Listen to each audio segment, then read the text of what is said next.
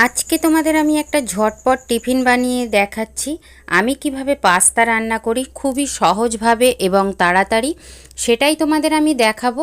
তোমরা পুরো ভিডিওটা না টেনে দেখো, আমার পাশে থাকো, সাথে থাকো। আর একটুও টেনে দেখো না, তাহলে বুঝতে পারবে না।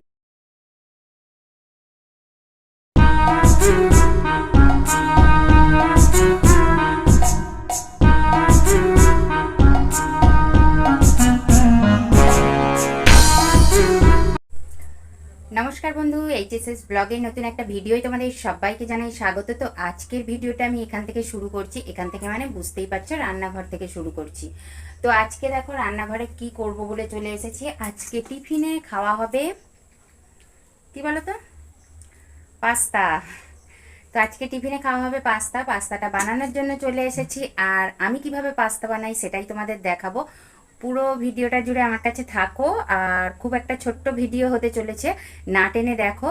আর দেখার আগে একটা লাইক অবশ্যই দিয়ে দাও। আর মানে পাস্তাটা কিভাবে খুব তাড়াতাড়ি বানাচ্ছি সেটা তোমরা দেখো। আর তার কারণ হচ্ছে বাচ্চারা অনেক সময় টিফিনের সময় বায়না করে, তো তাদের ঝটপট বানিয়ে দেওয়ার জন্য আমি এইটা বানাচ্ছি। তো চলো দেখতে থাকো আমি কিভাবে পাস্তা বানাই। তো দেখো কড়াইটা আমি এখন বসিয়ে নিয়েছি। আর কড়াইয়ের মধ্যে আমি দিয়ে দেব জল। তার কারণ হচ্ছে পাস্তাটা সিদ্ধ করতে হবে। তো জলটা আমি এখন বসিয়ে নিয়েছি। এবারে দেখো পাস্তার জলটা ফুটে গেছে। আর ফুটে যাওয়ার পরে আমি একটু নুন দিয়ে দিচ্ছি, কেননা পাস্তাটা সিদ্ধ করব, তখন ওই নুনটা পাস্তার মধ্যে থেকে যাবে। তো যাই হোক, পাস্তাটা সিদ্ধ করার জন্য দেখো আমি নুনটা দেওয়ার পরে পাস্তাগুলো দিয়ে দিচ্ছি। আর একদম ভালো মতো সিদ্ধ হওয়া পর্যন্ত অপেক্ষা করব। তাই এতে ঢাকা দিয়ে দেব। ঢাকা দিলে একটু তাড়াতাড়ি সিদ্ধ হয়ে যায়।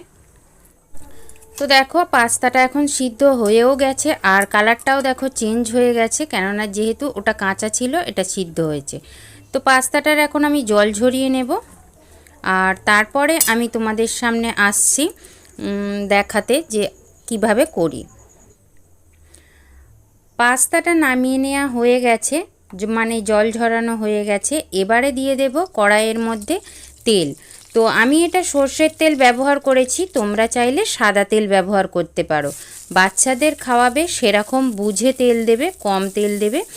আর এর মধ্যে যদি তোমরা অল্প একটু সবজিও অ্যাড করতে চাও, করে দিতে পারো, কেননা বাচ্চারা অনেক সময় তো সবজি খেতে চায় না। তো তার জন্য এর মধ্যে গাজর, বিনস এই সবগুলো অ্যাড করে দিতেই পারো। তো দেখো আমি পেঁয়াজটা হালকা ভেজে নিচ্ছি, খুব ভাজবো না। এর সবজিগুলো খুব ভাজা হবে না। আর বাচ্চাদের কথা মাথায় রেখে সেরকমভাবেই রান্নাটা হবে। তো সবজিগুলো যদি তোমরা বিনস, গাজর এইগুলো দিয়ে থাকো, তো অল্প একটু সিদ্ধ করে নেবে। সিদ্ধ করে নেওয়ার পর তারপরে এই রকম সময় সবজিগুলো দিয়ে দেবে। তো দেখো পেঁয়াজটা হালকা ভাজা হয়ে গেছে। ভাজার পরে আমি কিন্তু পাস্তাটা দিয়ে দিলাম। তো খুবই সহজে, একদম চটজলদি, একদম অল্প সময়ের মধ্যে আমি টিফিনটা বানিয়ে ফেলতে পারছি। সকালে যখন বাচ্চারা স্কুলে যায়, তাদের টিফিনে এটা ভরে দেওয়া যেতেই পারে সকালে চটপট করে দিয়ে। তো আমার তো বাচ্চা ছেলে নয়, বড় ছেলে, তবুও তার জন্য আমি এটা বানিয়ে দিতেই পারি। তো দেখো আমার এখন ওইগুলো নাড়াচাড়া করা হয়ে গেছে। আর এবারে এর মধ্যে আমি পাস্তার মশলাটা, এটা আমি বাজার থেকে কেনা মশলা দিয়েছি। তো বাড়িতে বানানো মশলা নয়, তোমাদের আবার অন্য সময় বাড়িতে বানানো মশলা দেখিয়ে দেব। তো যাই হোক, এখন আমি কেনা মশলাটা ব্যবহার করছি। তো কেনা মশলাটা দিয়ে আমি এখন ভালো করে নেড়ে চেড়ে নেব। আর নাড়ার পরে এর মধ্যে এবারে আমি সস দিয়ে দেব। তো মশলাটা দিয়ে একটু নাড়াচাড়া করার পরেই তবে সসগুলো দেব।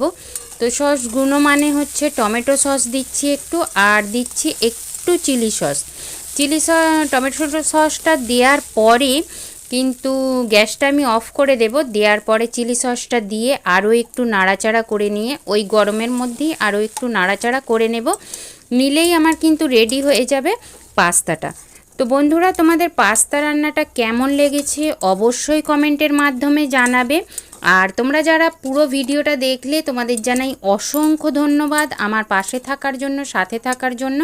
আর তুমি যদি নতুন বন্ধু হয়ে থাকো আমার চ্যানেলটাকে একটু সাবস্ক্রাইব করে দিও, পাশের বেল বাটনটা অবশ্যই প্রেস করো, কিন্তু কখনোই বলো না যে আমার পরিবারে এসেছো বা আমায় গিফট দিয়েছো।